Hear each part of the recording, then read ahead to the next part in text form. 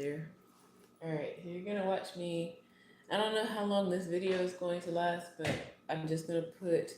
I'm reloading my brother's medications and supplements. Supplements, okay.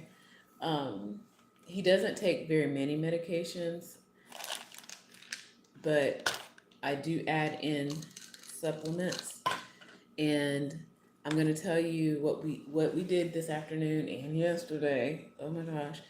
Um, and yeah, just giving you some updates. So let me grab the rest of the supplements. Actually, let me take this off while I'm thinking about it.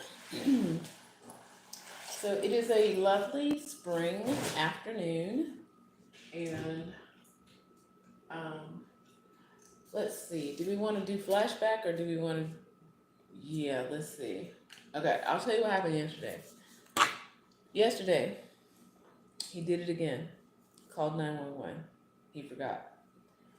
Or he was trying to get me to come downstairs or something. I don't know.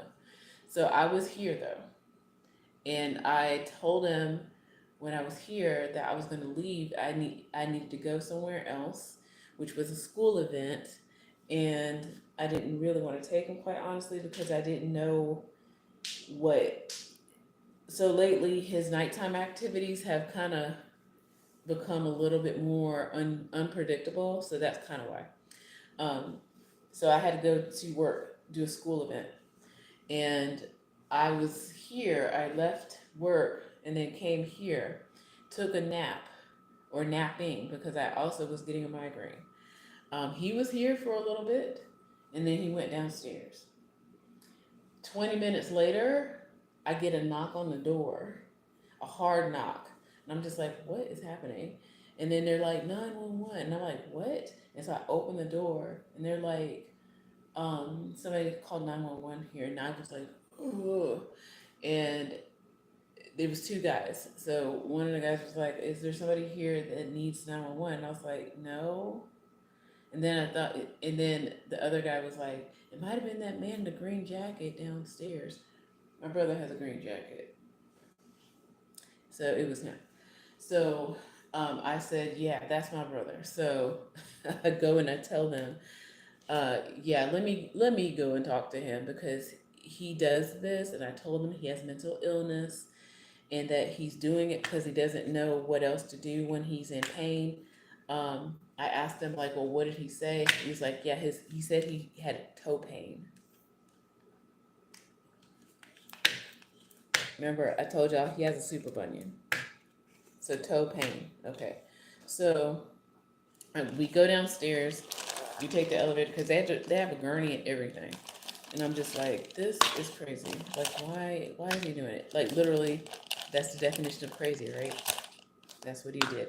So we went downstairs, 911 and me, looking for my brother. He's walking around out there in the parking lot with the green jacket on.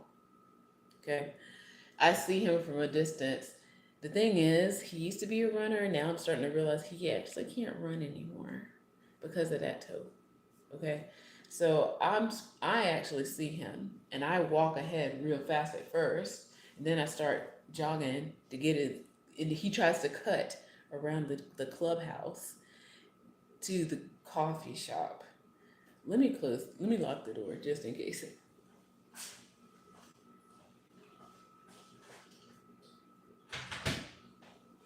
So he sees me, I see him, and I'm just like, hey, Oliver. And I'm sure he now sees the 911 folks behind me, the EMTs behind me. And he's trying to run in the best way he can because he can't run, actually. So he cuts around the clubhouse to try to ignore me and is like trying to walk away as fast as he can. But I'm like, let me. So I catch up with him as he turns the corner, and I'm like, hey. So I don't confront him. I just say, hey, Oliver, what's going on? And he's like, nothing. I was like, well, 911 is here because you called them. And he's trying to act like he doesn't know what I'm talking about. So he'll do that. That's another thing.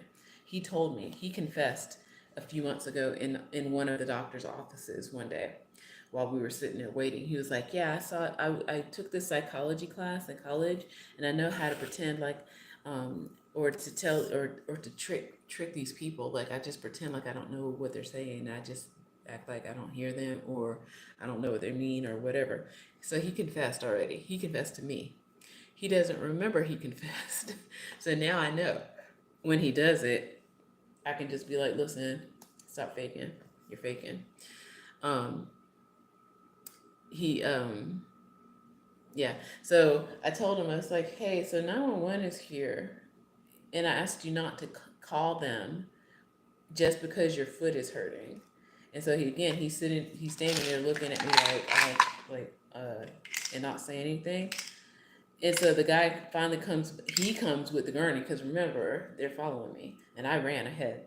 So they finally catch up, and then they're like, "Sir, are you okay?" And he is like, "I don't know what you're talking." Like he went into the full like, "I don't know what you're talking about. I don't know, like I don't know," that kind of thing. And then I told them, I was like, "Yeah, he's faking it. He's pretending like he doesn't know what you're talking about. He has told me he does this." So then he does this weird reaction, which I don't know, that's the part of the illness where he's flat at this point. He's medicated, but he's emotionless. He's flat because he can't do anything else. So he's been confronted, and then he does this weird thing with his face. This like it seems like a leap out of emotion. So he's like, and then it stops, and me and the EMT people look at him, and I'm just like, so I take a deep breath and I just walk away. So, but then he asked me to buy him a sandwich. So that, to me, I was like, you know what? So I walk away. So I walk away. I come back to the apartment. Meanwhile, me and the EMT folks, I'm trying to convince them, like, "Listen, if he tries to call again, is there any way for y'all to just ignore him?" And they're like, "Yeah, legally we can't. So when he calls, I mean, we can keep a record of it, but we can't just not show up." And I was like, "Yeah, that makes sense. I understand." But but the thing is, he's forgetting.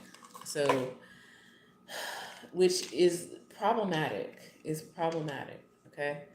And last night, like I said, I came back here. He's down in the coffee shop. I was like, I need to cool off. I don't think he's going to go anywhere, which he didn't. He just went over there to the coffee shop because he doesn't want to be confronted anymore, which I'm like, that's fine. Then he is, then, you know what? Then I go to my event back at work. I enjoy it. The kids were awesome, this and that, whatever. Then I go home, mind my business, do some research about this. Like I don't want to keep showing a brand, but this. So I keep thinking this is the thing that's got to help him, because this is the thing so far. I've tried, of course, the other conventional things they talk about: fish oil, they talk about B vitamins, and I need to get the choline, which I am still using. I'm just not using as consistently. So, making sure he has his antihistamine, his for allergies and stuff. So I am using a lot of these things, turmeric, but it's not until you get to this, the NAC, that is to me, I'm seeing the difference. I am seeing the difference. And like for now, I was putting them on for the mornings so that he can be, because I'm not around, that he's more coherent in the mornings after taking the medication, after the supplements. I hate saying calling it medication, but it's a supplement. It's not even a supplement, quite honestly. It's an amino acid, you know. So now I'm putting in allergy medication. So yeah, when I'm not around, I need him to be as best as he can be, because I'm at work, right? So then today I'm thinking, you know what? Let's try the NAC in the afternoon medication. So I gave him the NAC with his afternoon medication. And then we went up to a festival just now, a small one, real tiny. and just walked around and stuff, just to see some things. And I promise you, I timed it. So I gave it to him around 4:45, and 30 minutes in, he became himself. Okay, so he was flat. Around this time of day, he's usually kind of flat. And this is what happened yesterday, 24 hours ago. Okay, he was flat because the medication that he takes in the morning has worn off, basically. So evening medication, basically the same. It's like a mood regulator, and then there's the I don't know what to call it, antipsychotic drug for the afternoons. And then I was doing a probiotic, but now because I really want to see what's going on with this NAC, I need to double down on it because I think this is it. This is the stuff. So the probiotic. The probiotic I was giving it to him at night.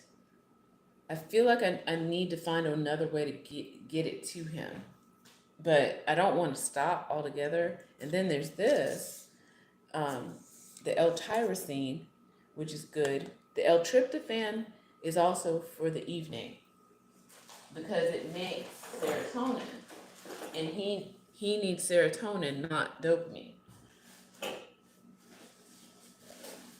So let me get the L-tryptophan out. Okay, if I can find it. Oh, yeah, here it is. So these are the afternoons. Okay, so he's actually taking more supplements than medication, that is. So he's taking an antipsychotic, mood regulator, and this is a sleeping pill that doesn't work. So these are the prescriptions. These are the supplements. Okay, so mental health, mental wellness.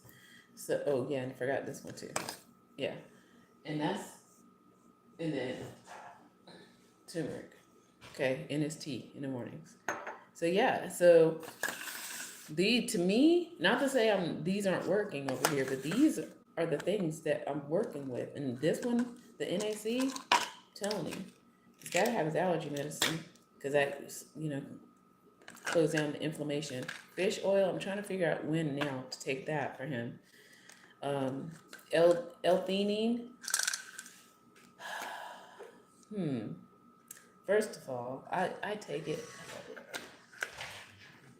Hey.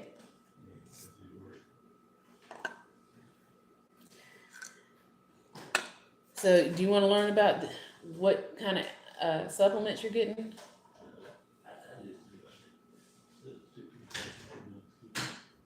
Wait, you don't? Okay. Well, okay, so let me show you.